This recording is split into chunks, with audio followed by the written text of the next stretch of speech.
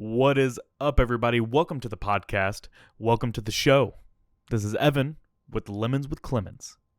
Today's lemon is life isn't fair. Ooh. So this is a saying you've heard your entire life.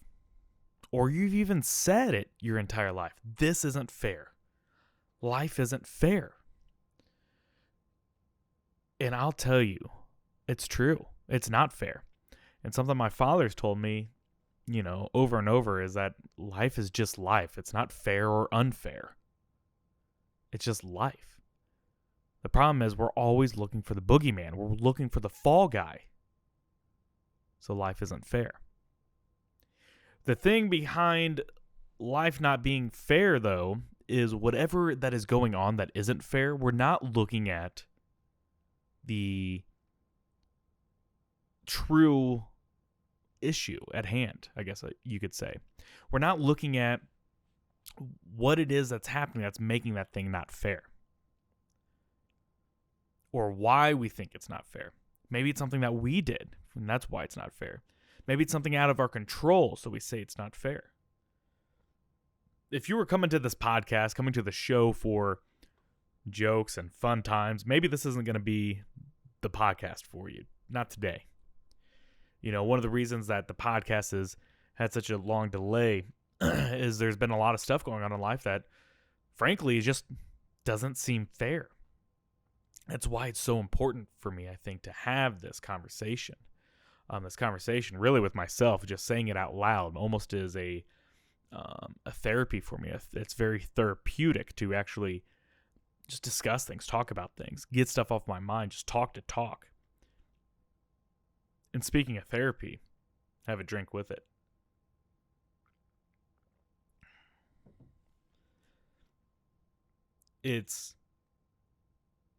I've had so many times in my life that I've said this isn't fair, or that's not fair, or life isn't fair. The problem is, though, we say that because it's out of our hands now, and we're not ready for whatever is happening. That's why it's not fair. Maybe it's something completely out of our control. Maybe you were not picked in school for the team when you're playing dodgeball or something. That's not fair. Maybe, I don't know. There's so many things that come to my mind, I guess. I'll start with a story. And mainly this is going to be just me talking about stories from my past or what's been going on without going too far into what's actually going on in my life, because we don't need to go into that right now, because I don't want to be sitting here and being all depressed or anything. But I can tell some stories and you get an insight of who I am, why I am the way I am, and the values that are withheld in me, which have been driven strongly based on family, which is another podcast that will be coming out soon, is the idea behind family. One of the biggest stories that comes to my mind when I think about things not being fair. A little backstory is my brothers, both of them are 8 years older than me. You might know that from previous podcasts. All right, my brother, who was on the podcast with me, Sean. There was an episode with him and me on my, I think it's my second discussion series podcast. All right, he's on my father's side. My other brother that travels all the time, he's on my mother's side. They're not related. Okay, half brothers. Brothers nonetheless. My brother Sean, 8 years older than me, lived with just my dad. His mom had passed before I was born. And when my dad worked, he traveled all the time. So he was always out of town. During the summers, I would stay with my dad because my parents were split up. And I remember on weekends, I'd bring friends over and stuff, and they just thought it was the coolest place ever. I think it's just because it was something different. All right, going to dad's house is just something different. It's different than staying with your mom the entire time.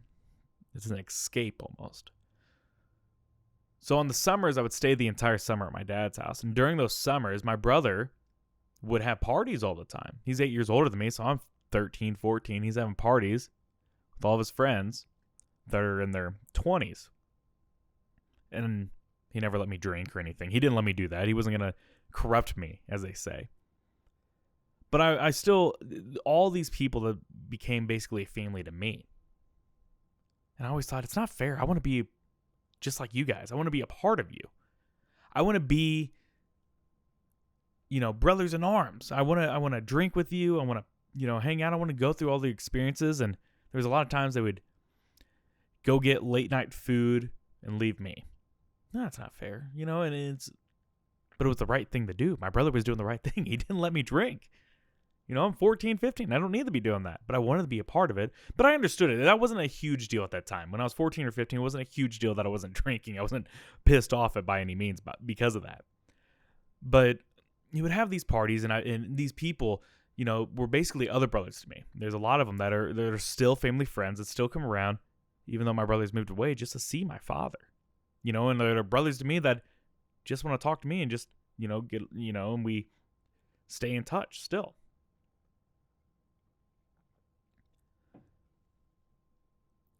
As I grew up and I was going through high school, of course I began to partake in partying and drinking. And Mom, if you're listening to this, I'm sorry, but I think you already knew. I think you were very aware at that time. I was drinking a lot, okay? Smoking weed, doing whatever. Starting to grow my hair out, be a hippie, and all this other stuff.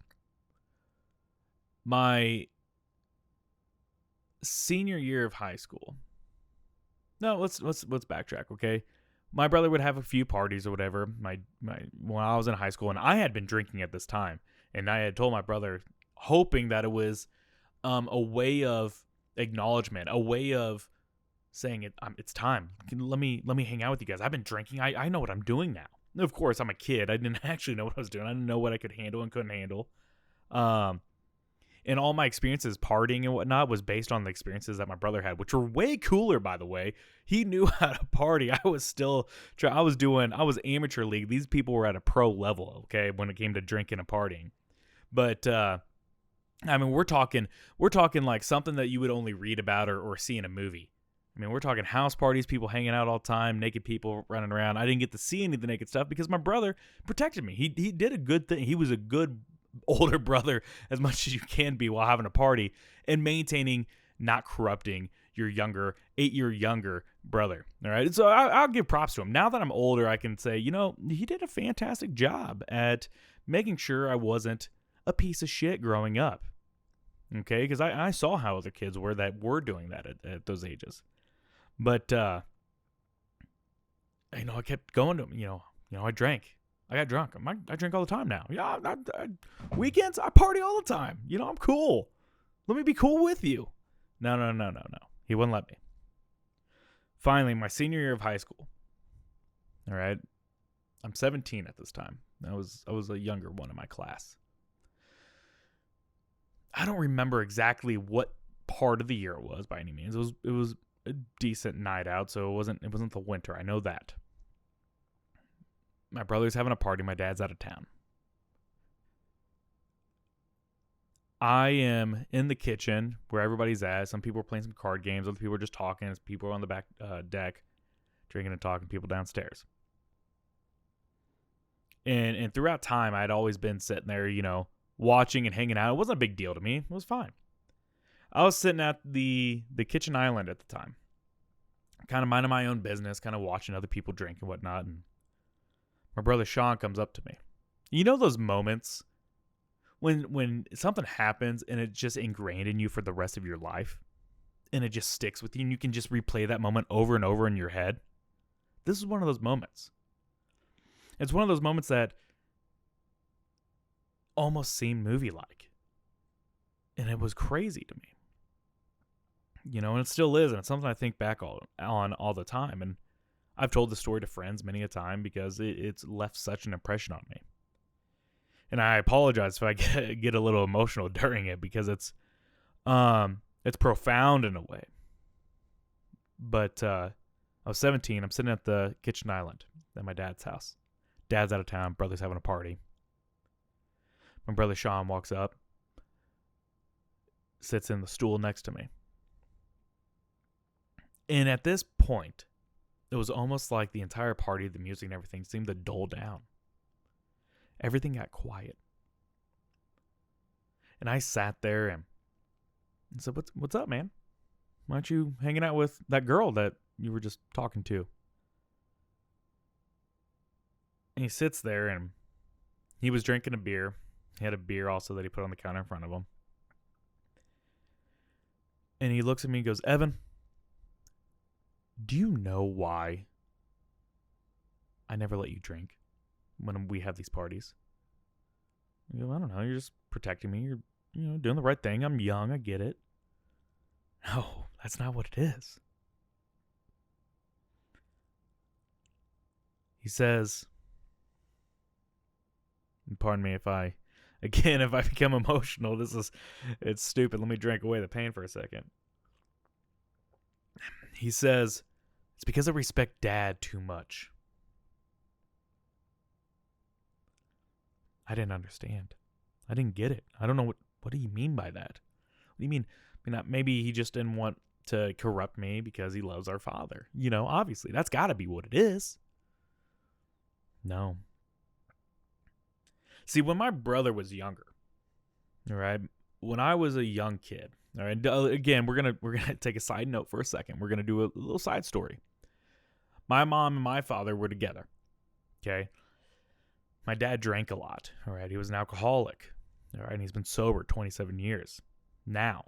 All right, but at that time, he was still drinking. My mom couldn't handle it. And I'm sure there was other issues, okay? I'm not going to just put it onto that. I'm sure there were other things, okay? I'm sure that was also a huge driver and everything, though, too, all right? My mom left when I was 2 or 3 years old, all right, and left to a different state to be with family and didn't say anything, didn't just pack the bags one night and took me and left. My dad had no idea where I was and where my mom was. No idea where we were. Well, when my brother was, I believe, 11, it was approximately 6 months after my mom had taken me. All right, this woman had come into his life, and like I said earlier, my mom had lost his mom and became a mother figure for him. Okay. A little bit, 6 months after my mom had left, my brother was in a fire. Now, granted, it was one of those things that probably could have been prevented. It was just a couple kids just fucking around, and one thing led to another, and my brother had third-degree burns on the entire right side of his body. Life isn't fair.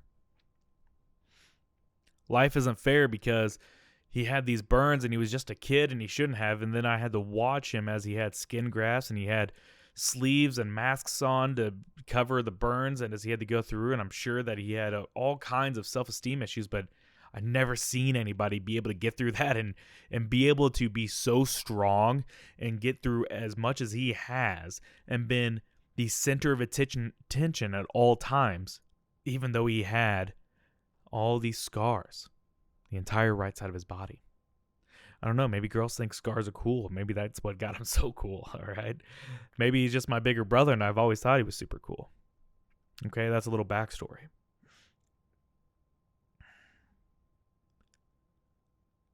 As we sat there at the counter, at the island in the kitchen, the party is still going on around us, but at this point I don't notice it. As soon as my brother said those words, as soon as they said that, I respect Dad too much.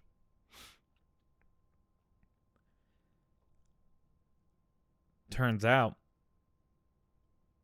he says, when I was in the hospital with the burn wounds, every day that I was there for over a month, Dad was there.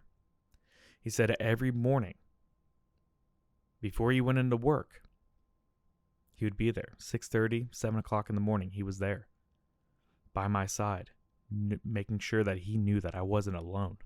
Every day. He didn't miss a day. He said every night after work, he would stop by and be there with me just to make sure I wasn't alone. So he would wake up super early, come and see me, go to work all day with that on his mind. Then he would come back and see me after work. Then he would leave. And you know what he did after he left? He was looking for you, Evan. He still had no idea where you were, Evan. So every night he was on the phone, talking to lawyers, talking to family, trying to figure out where the hell you were.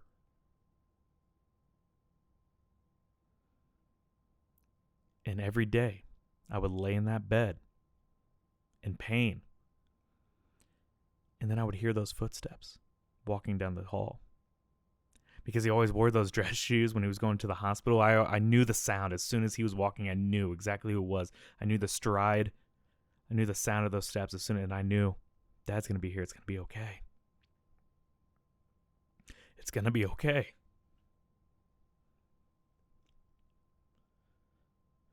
Sean slid a beer over to me at this point. He had already opened it. I hadn't noticed that he opened it. He opened it and had slid it to me. And I took a drink of it. He took a drink of his, and we clinked our beers together. And he goes, sometimes whenever I'm really down, whenever I'm afraid, whenever life is tough for me, when life isn't fair for me, I can close my eyes and I can still imagine the sound of those footsteps of Dad coming down the hall. And I know everything's going to be okay because Dad's there.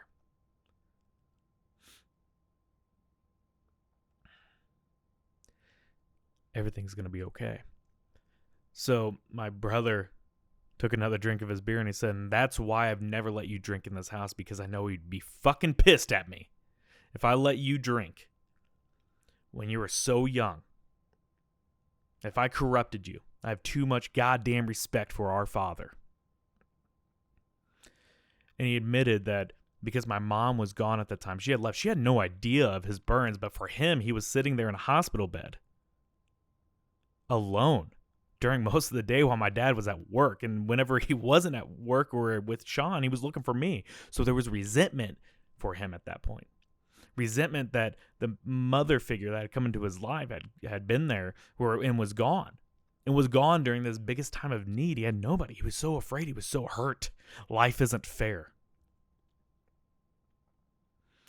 And so he also admitted to me, and that also gave him a lot of resentment. Not just for my mom, but because for me. I was part of her blood at that point. That's on me. I was the one that was taken. I was the one that was gone. I wasn't there either. The resentment was towards me because life isn't fair. And whenever my brother told me that story and we drank, that was probably the biggest bonding moment we've ever had. Now, granted, as we've grown older, the resentment obviously had faded and we've gone a lot closer. But I'll never forget that moment. It showed the strength of my brother, and it showed the strength of my father, and it showed me the values of family that comes along with it.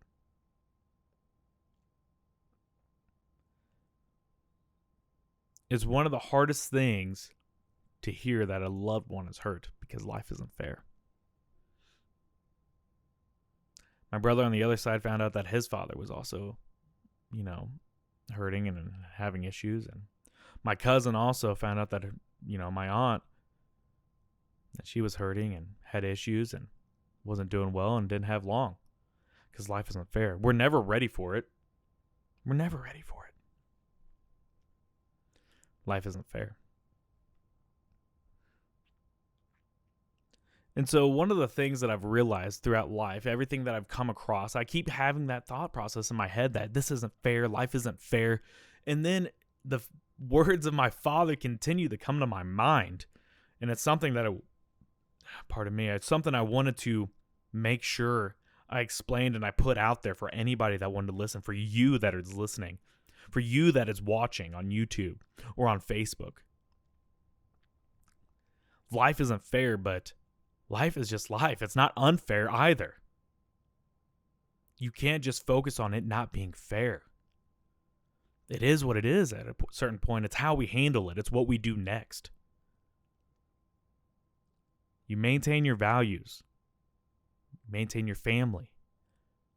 You hold your core together. And everything after that comes together. Then all your life, something's going to happen that isn't fair. And you know what? It's going to fucking suck. It isn't fair. And that's what's so hard, because you aren't fucking ready for it. Life isn't fair. And I'm going to keep saying that because you know it too. You know that it's not fair. You know that whatever you're going through, whatever hardship you've had, it wasn't fair when it happened.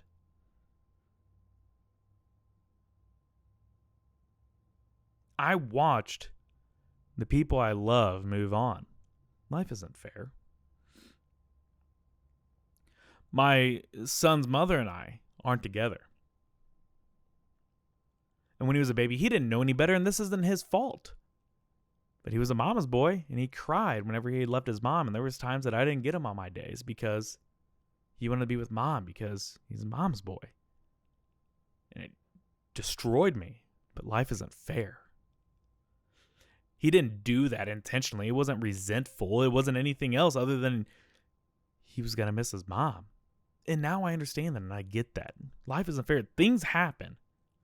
Shit happens, unfortunately. And it's how we handle it, and it's what we do with it, and it's what we do after that's most important. And I don't mean to make a podcast that's super emotional or negative or sad or anything like that. It's one of those things that came to my mind, and I had to talk about it, and I had to be therapeutic with myself. And hopefully, it helps somebody else. Life isn't fair.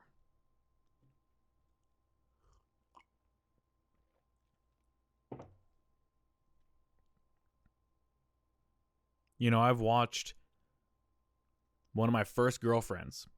Actually, I think it was my first girlfriend. Her brother passed away.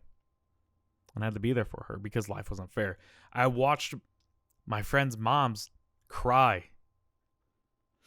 being at their funerals because they lost their child, because life wasn't fair. I've seen car wrecks happen. I've seen animals get hit. I've cried myself many a time because life isn't fair. I haven't been picked for teams. I haven't been picked to be the best. I never won a big thing. And I thought life wasn't fair. The thing is, we're so caught up in what's fair and what's not fair. We're not actually just living our life. And unfortunately, life never goes as planned. It's how we handle it. So you have to do whatever you can to hold composure, to manage yourself, to breathe, to take hold of your own life. And unfortunately, there's a lot of things you can't control. But some of those things that aren't fair, sometimes it's because of you. Sometimes it's not, to be fair, okay? But a lot of things that we say aren't fair are also self-inflicted. Some of the things that we say are unfair is when we lose at a game we shouldn't have. Unfortunately, the other person was just better, and we want to just say it wasn't fair. But it was fair. They were just better. And that's a life lesson that goes to us. That's a life lesson that should stick with us. Whenever a soldier goes overseas and dies, their family doesn't think it's fair.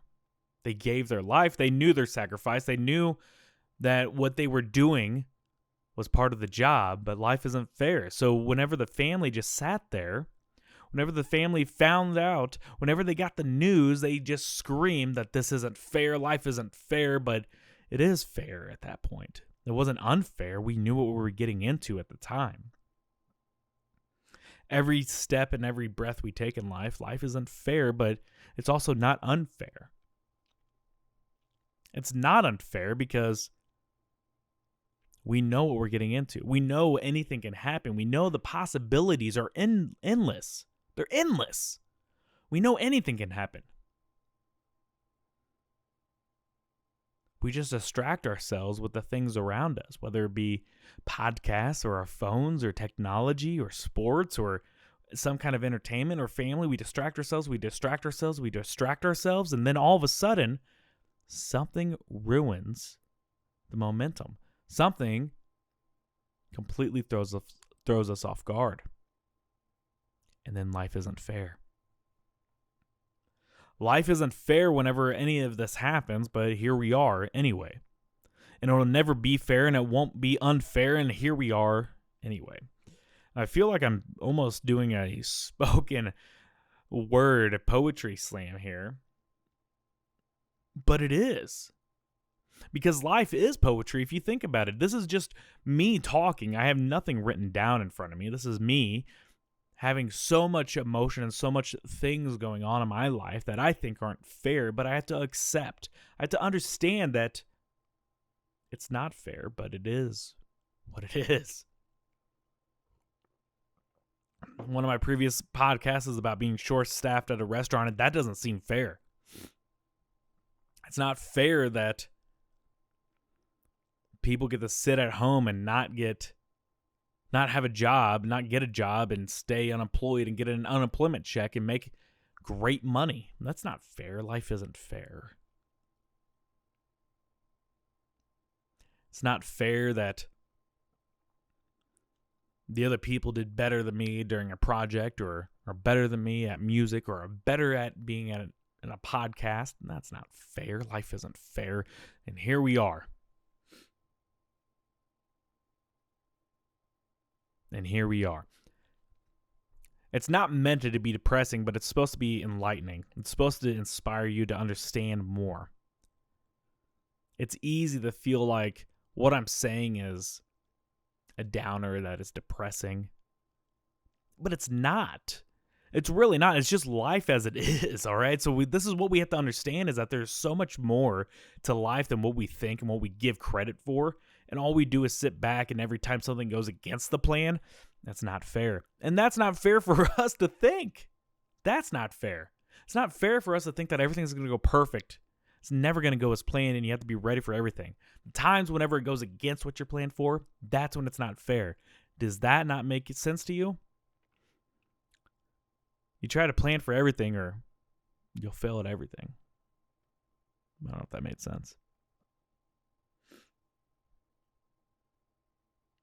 Again, I apologize if this was emotional or if it was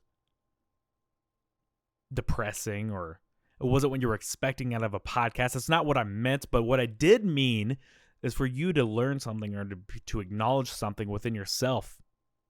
All right, the lemon today wasn't about being angry at something. I'm angry at life because life isn't fair. But the point is for you to find something in it and for you to take hold of it and become better with yourself and understand that life isn't fair, but it's how you handle it that's the most important.